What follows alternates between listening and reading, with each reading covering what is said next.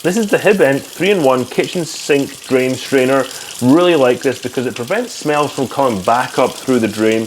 You can filter the water in the sink. So the sink strainer works really well for catching any food or debris that you have in your sink. See here we had some rice and I caught it all in here, so all you need to do is pull it out and then dispose of the rice in here. You can catch rice like I've caught here.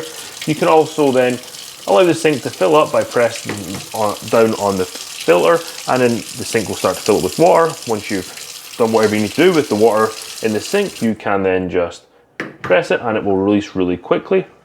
This fits standard 3.5-inch drain sinks. I really like this because it's got this nice stainless steel look on the top, and it's really easy to clean. I just throw this in the dishwasher and it comes out nice and clean.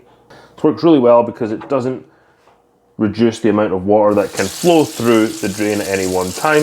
And then when you put this back on, it stops the smells coming up because it's got this seal on the bottom here that also helps seal it when you want to fill it up with water.